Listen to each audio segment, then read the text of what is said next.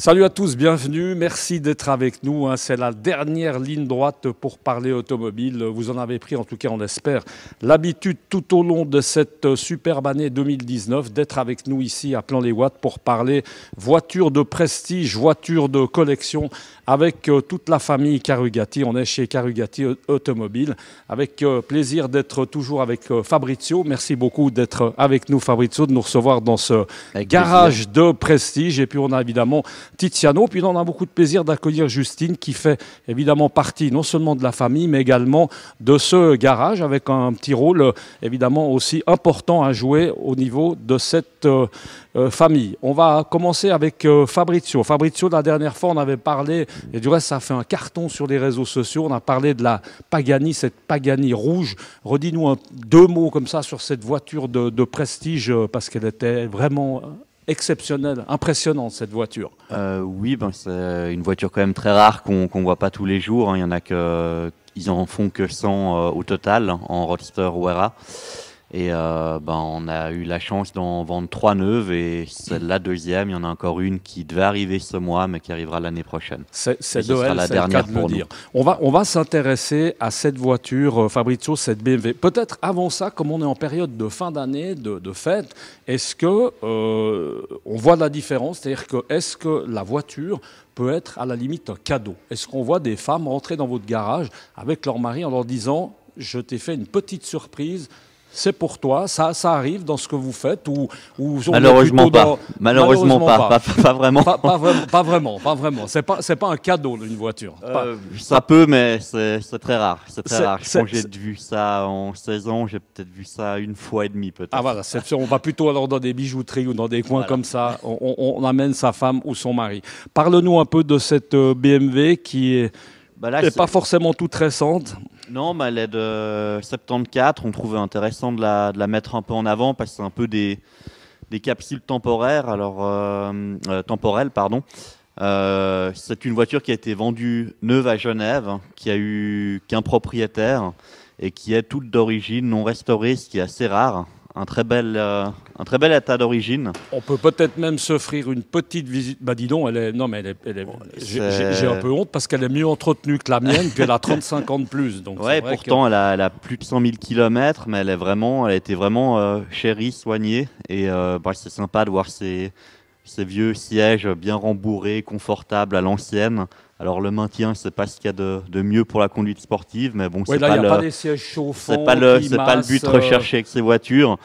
Et vraiment une voiture complète avec sa trousse à outils d'origine, roue de secours, la pochette avec un carnet de service rempli, tamponné, le suivi des kilomètres. Et même ce qui est vraiment très très rare, la facture d'origine originale, où on peut voir le prix neuf de l'époque, donc en 74. On était pour une voiture neuve à un peu moins de 39 000 francs.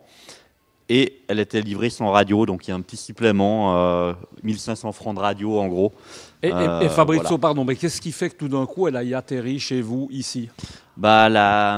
Souvent quand des voitures restent aussi longtemps dans les mains des propriétaires ou des premiers propriétaires, c'est soit la personne est trop âgée pour la rouler, soit un décès, enfin voilà, c'est souvent la raison ou alors un héritage, voilà. Et là, les enfants s'en fichent et veulent le vendre.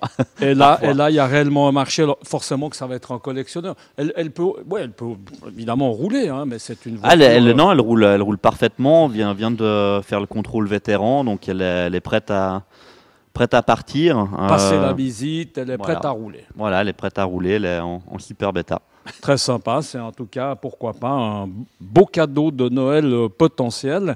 Merci en tout cas Fabrizio pour cette présentation originale. Pour une fois, c'est l'occasion de dire que chez Carugati, il y a effectivement beaucoup de Ferrari, ça on s'en est rendu compte. Il y a quelques Pagani, on croise des McLaren, on croise des Lamborghini, on croise aussi des BMW, je crois que c'est important de le dire. Des voitures historiques. Voilà, on arrive à croiser un petit peu de tout. On va passer le micro rapidement à Tiziano. Voilà, Tiziano, viens, on va remonter la file du garage. On peut, tout en remontant la file du garage, s'intéresser. Alors nous, on est Porsche aujourd'hui. Oui, là, Tiziano, on va présenter quelques Porsche. Là, c'est une 3,6 litres turbo 964, qui est une voiture très très rare dans la gamme Porsche.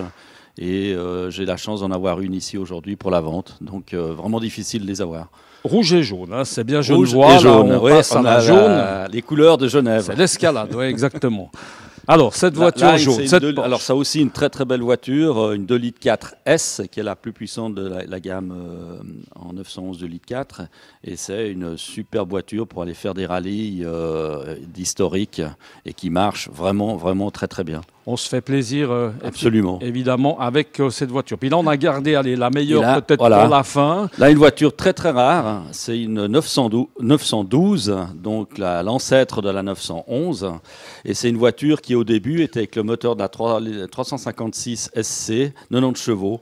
Donc c'est vraiment un petit moteur et après ils ont passé aux 6 cylindres pour des coûts de fabrication chez Porsche. Et c'est une voiture vraiment très rare, en plus de 35 ans de métier, c'est la première fois que j'en ai une à vendre, donc je pensais que ça valait la peine de la présenter parce qu'elle est vraiment en plus dans un état sublime. Et puis, il y a évidemment des amateurs, hein, les célèbres Porschistes, ceux-là. Ça, c'est des voitures qui vont, en principe, ouais, forcément, trouver preneur. Là aussi, on est dans des voitures déjà de collection, Tiziano. Oui, alors absolument, on est complètement dans la voiture de collection. Et je dirais que si quelqu'un arrive dans un club Porsche avec une 912, il est vraiment remarqué parce que c'est très, très, très, très rare d'en avoir une.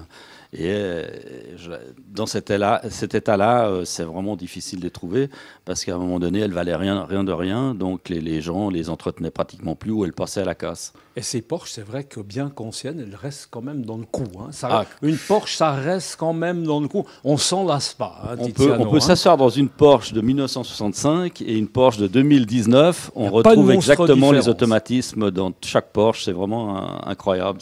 Ils ont gardé leur philosophie depuis le départ de la 911. Et puis on parle pas du bruit aussi, parce que moi j'aime assez c'est un peu casserole, mais c'est particulier. Ouais, mais c'est particulier, mais c'est très sympa. J'ai appris à les apprécier. Ouais. Toi, tu roules volontiers en Porsche comme ça? Oui, quand absolument. Tu en prends une, aller le week-end. T'es aussi Porschiste. J'aime aussi rouler ce genre de voiture, absolument.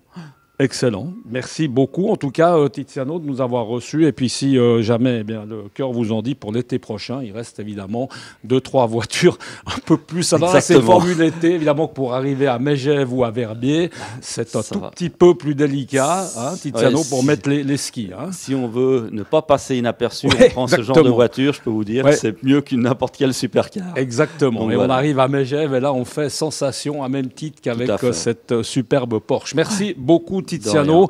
Et puis merci beaucoup à Fabrizio qu'on a oublié de saluer et remercier. Et puis également merci à Justine d'avoir été à nos côtés. On vous souhaite des très bonnes fêtes de fin d'année. La famille Carugati, merci de nous avoir reçus en tout cas toute cette année chez vous. Et puis on se réjouit déjà forcément de revenir à partir de 2020 pour vous présenter forcément d'autres modèles. Oui, je voulais juste souhaiter encore la bonne année à tous les gens qui nous regardent et puis plein de bonheur pour la 2020 et des joyeuses fêtes de Noël. Merci. Merci beaucoup Tiziano. Et puis nous, on se retrouve très bientôt sur cette antenne. Portez-vous bien. Ciao.